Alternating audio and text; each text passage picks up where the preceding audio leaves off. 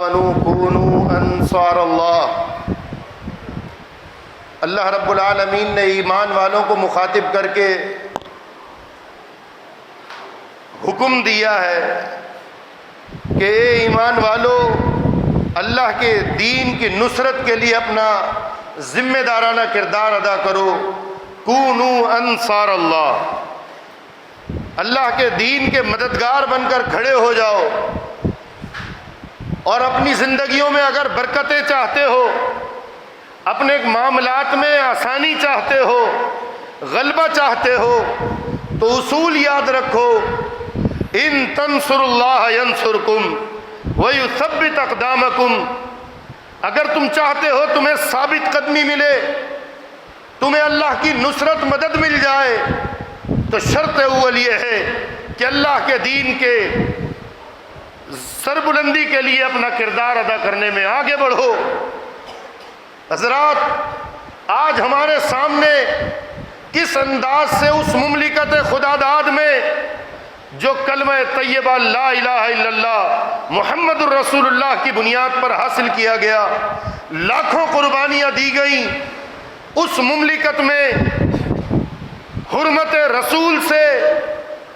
ختم نبوت سے لے کر شان صحابہ میں کیسی کیسی گستاخیاں، شاعر اسلام کا مذاق اڑانا، کیسی کیسی دجالی فتنے کی یہاں حرکتیں ہو رہی ہیں، علل اعلان ہو رہی ہیں۔ میرے اور آپ کے دین کا تقاضا یہ ہونا چاہیے کہ ہم اپنی دنیاوی مصروفیات میں، اپنی زندگی کے مشاغل میں کہیں تھوڑا بہت نہیں، یا ایھا الذین آمنوا کونوا انصار اللہ پہ عمل کرتے ہوئے ترجیحاً اس عمل کو اختیار کریں کہ اللہ کے دین کو مغلوب ہوتا دیکھ کر انتشار، افتراق، من پسند زندگی، مفاد پرستی، گروہ بندی کو چھوڑ دیں، بلکہ ایک جماعت بن کر ید اللہ علی الجماع، متحد ہو کر سب مسلمانوں کو، خصوصاً اہل توحید، اہل السنہ سے نسبت رکھنے والوں کو، سب کو اپنے ساتھ ملائیں۔ تفصحوا فی المجالس، تم دل تو بڑا کر کے دیکھو، اللہ وعدہ کرتا ہے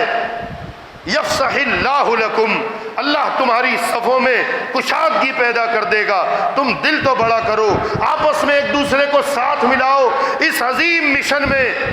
مشن دفاع شان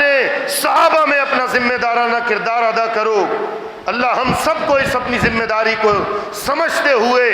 اپنی گزشتہ جو کچھ کارگزاری میں کمی رہ گئی، بقول ہمارے ساتھی سید عامر نجیب صاحب، ان کی مشہور نظم کہ چلو آؤ پھر سے کریں سفر، چلو آؤ منزل کی راہ لیں،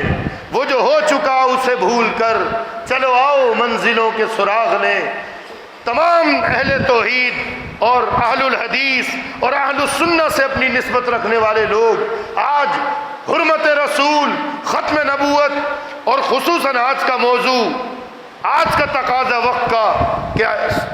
دفاع صحابہ و اہل بیت کے لیے اپنا ذمہ دارانہ کردار ادا کرنے کے لیے تیار ہو جائیں۔ یہ جو عشاء کی نماز میں بھی ساتھی شامل ہوئے ہیں، میں ان سے بھی تجدید عزم چاہتا ہوں، آپ بھی اللہ کی رضا کے لیے بھرپور ارادہ کریں کہ انشاءاللہ ہم اس کام میں قائدین کے اس متحدہ پلیٹ فارم پر، اہل حدیث ایکشن کمیٹی پر جب قائدین ایک ہوئے ہیں، ہم سب بھی انشاءاللہ ان کے ساتھ مل کر، اور پھر پورے کراچی کی علماء کمیٹی بنی ہے، کراچی علماء کمیٹی، اس میں اہل سنہ کے سارے مسالک کے نمائندے ہیں، ہم ان سب کے دست و بازو بن کر اس عظیم کام میں اپنا کردار ادا کریں گے۔ کرو گے؟